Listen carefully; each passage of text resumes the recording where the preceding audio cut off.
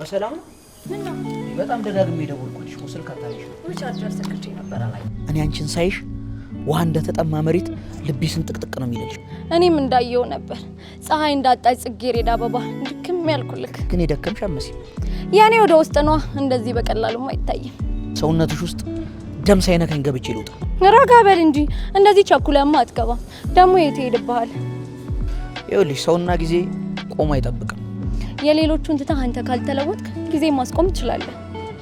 እንዴት ማለት? እስኪ ያስረጅኝ። ይኸውልህ በመጀመሪያ ለራስህ ታመን። ሁለተኛ ነገር ደግሞ ሁሉ ነገር ቶሎ ካልሆነልኝ ብለህ አትቸኩል።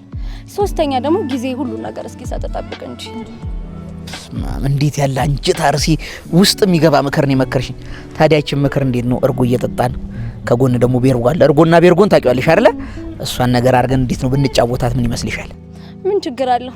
የ5 ዓመት እቅድ ይዘን ከከተማው መስተዳደር ጋር በመነጋገር ክላሱ በህገ ወጥ ግንባታ እንደማይፈርስ ካረጋገጥን በጋራ እንተኛለን።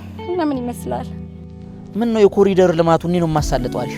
ተይ እንጂ አንተ። ቆይ የመጣው ስለ አፍቃሪ ጓደኛ ልታወራኝ ነው ወይስ ስለ ከተማው መስተዳደር? ስለ ጓደኛዬም እያወራን የኛንም ደግሞ ሂደት እናካሂደዋለን አይመስልሽም?